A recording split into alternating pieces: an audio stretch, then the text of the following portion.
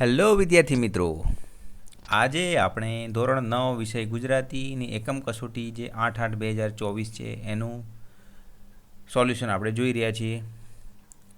સો પહેલો છે પ્રશ્ન, નીચે આપેલ અ વિભાગને બ વિભાગ સાથે યોગ્ય રીતે જોડો, ગમે તે એક. તો અમાં કૃતિ આપી છે, બમાં સર્જક કરતા આપ્યા છે. તો પછી સામળીઓજી બોલ્યો તો પ્રેમાનંદ આવશે, ગોપાળ બાપા તો મનુભાઈ પંચોળી અને ગુર્જરીના ગૃહકુંજે તો સુંદરમ આવશે.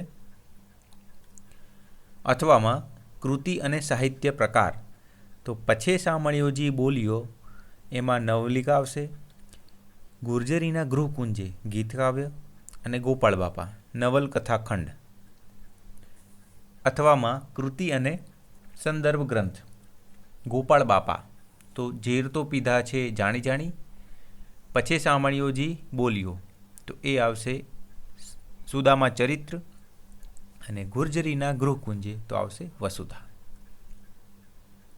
હવે અહીંયા કૃતિને વિષય આપ્યા છે, મળી જમતા ત્રણેય ભ્રાત, દોરી માર્ગ મુખ્ય રસ્તો, નદીઓમાં નાયા, આળોટ્યા કુદરત પાનેતરમાં. બી, નીચેના પ્રશ્નોના એક વાક્યમાં જવાબ આપો. પહેલું છે, સાંદીપની ઋષિને પોતાના શિષ્યો પ્રત્યે ખૂબ સ્નેહ હતો તેવું તમે શાના પર આધારે કહી શકો? તો સાંદીપની ઋષિ ગામડેથી પાછા આવ્યા તેને જાણ થઈ કે ગોરાણીએ શ્રી કૃષ્ણ અને સુદામાને જંગલમાં લાકડા લેવા મોકલ્યા છે. તે સમયે મુશળધાર વરસાદ વરસતો હતો.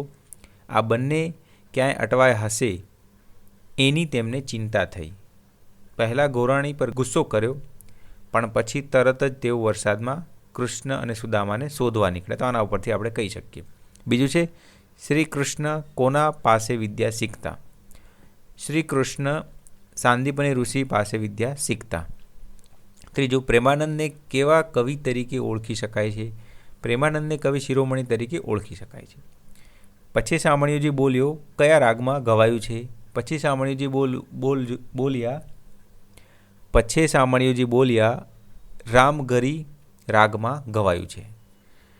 શ્રી કૃષ્ણ સુદામા અને ત્રીજા કયા ભાઈ સાથે જમતા? શ્રી કૃષ્ણ સુદામા અને ત્રીજા બલરામ ભાઈ સાથે જમતા. મહારાજા સયાજીરાવમાં કઈ શક્તિ હતી? મહારાજા સયાજીરાવમાં માણસ પારખવાની શક્તિ હતી. ગોપાળદાસે શું બંધાવ્યું? ગોપાળદાસે ધર્મશાળા બંધાવી. કોતરોમાંથી કઈ નદી વહે છે? કોતરોમાંથી સિંગોડા નામની નદી વહે છે. મહારાજને કોણે ફળ ભેટ ધર્યા? મહારાજને એક ખેડૂ માણસે ફળ ભેટ ધર્યા. મનુભાઈ પંચોળીનું ઉપનામ જણાવો. મનુભાઈ પંચોળીનું ઉપનામ દર્શક છે. ગુર્જરીના ગૃહકુંજે કાવ્યનો મુખ્ય ભાવ કયો છે?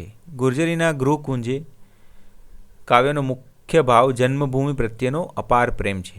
કવિ આખી દુનિયા ભમ્યા પણ કોને ભૂલ્યા નહીં? કવિ આખી દુનિયા ભમ્યા પણ ગુજરાતની ભૂમિ જ્યાં કવિએ પોતાનું જીવન પસાર કર્યું છે એ ભૂલ્યા નથી. જનની અને જન્મભૂમિ કોનાથી ચડિયાતી છે? જનની અને જન્મભૂમિ સ્વર્ગથી ચડિયાતી છે. કવિ સુંદરમનું પૂરું નામ જણાવો. કવિ સુંદરમનું પૂરું નામ ત્રિભુવનદાસ પુરુષોત્તમદાસ લુહાર છે. કવિ સુંદરમે પૂર્ણ યોગના સાધક તરીકે ક્યાં જીવન વિતાવ્યું હતું? કવિ સુંદરમે પુડુચેરીના શ્રી અરવિંદ આશ્રમમાં નિવાસ કર્યા પછી પૂર્ણ યોગના સાધક તરીકે જીવન વિતાવ્યું હતું. પ્રશ્ન 2 એ, નીચેના સવિસ્તાર જવાબ લખો. તો સાંદીપની ઋષિની ચિંતા તમારા શબ્દોમાં વ્યક્ત કરો, તો એનો જવાબ અહીં છે.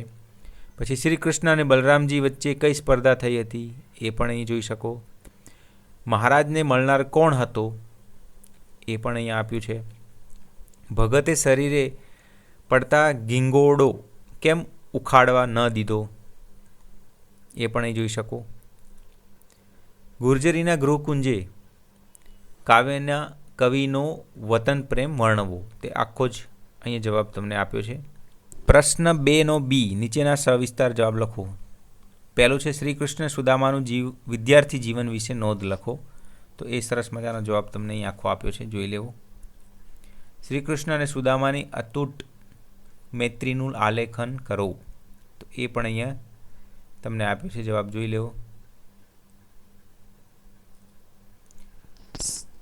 સયાજીરાવ ગાયકવાડના વ્યક્તિત્વ વિશે 7-8 વાક્યો લખો. એનો પણ જવાબ અહીંયા આપ્યો છે. 4 નંબર ગોપાળ બાપાનું પાત્રાલેખન કરો. તો એનો જવાબ તમને અહીંયા આપ્યો છે, જોઈ લેવું. તમારા બાળપણનો અનુભવ તમારા શબ્દોમાં લખો. તો એ પણ અહીંયા જવાબ આપ્યો છે. 6 નંબર ગુર્જરીના ગૃહકુંજે કાવ્યનો ભાવાર્થ તમારા શબ્દોમાં લખો. તો એ જવાબ અહીંયા આપ્યો છે, જોઈ લેવું. પ્રશ્ન 3 એ નીચેના વાક્યોમાંથી વિશેષણ લખી તેનો પ્રકાર લખો. તો 1 થી 8 પ્રશ્નો છે, એ વાક્યો આપ્યા છે તમને. એમાંથી પહેલામાંથી સુખ દુઃખ એ ભાવવાચક છે, બીજામાં તને સાર્વનામિક છે, ત્રીજામાં છે બે સંખ્યાવાચક, ચોથું છે શીતળ થાય, શીતળ એ ગુણવાચક છે, પાંચમામાં ગીરના જંગલમાંથી સંબંધવાચક, છઠ્ઠામાં 100 સંખ્યાવાચક, સાતમું મામાં પહેલી આવશે ક્રમિક સંખ્યાવાચક અને આઠમામાં અમે સાર્વનામિક. 3B નીચેના વાક્યોમાંથી સર્વનામ શોધો. તો પહેલામાં મને આવશે પુરુષવાચક, બીજામાં આપણ પુરુષવાચક, ત્રીજામાં પેલું દર્શકવાચક, ચોથામાં મેં પુરુષવાચક, પાંચમામાં એ મંદિર અપૂજ રહે છે તો એ એટલે દર્શકવાચક આવશે, અને છઠ્ઠામાં અમે ભમ્યા અહીંના ખેતરમાં તો અમે આવશે પુરુષવાચક. ચોથું છે નીચેનું કાવ્ય વાંચી તેની નીચે આપેલા પ્રશ્નોના જવાબ આપો. તો કાવ્ય અહીંયા આપ્યું છે, પછી આ પ્રશ્નો આપ્યા છે. કરોળિયું શા માટે ગભરાય છે? તો એનો જવાબ પણ આપ્યો છે.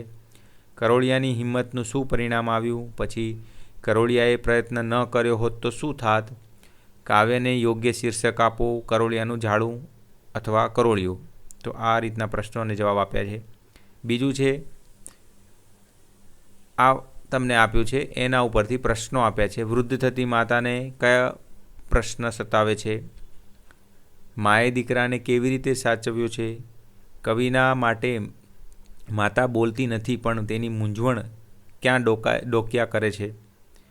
પછી ચોથું છે કાવ્યને યોગ્ય શીર્ષક આપો. તો આ રીતના વિદ્યાર્થી મિત્રો આ જે વિડીયોમાં આપણે પ્રશ્નો ડિસ્કસ કર્યા છે એ જે 8/8/2024માં આપણે જે એકમ કસોટી લેવાની છે તો આ જ રીતના એમાં પ્રશ્નો પૂછાશે. આ એક મોડલ પેપર છે, તો વિદ્યાર્થી મિત્રો આ પણ તમે જોઈ શકો છો, આ જ ટાઈપના પ્રશ્નો પૂછાશે. ધન્યવાદ.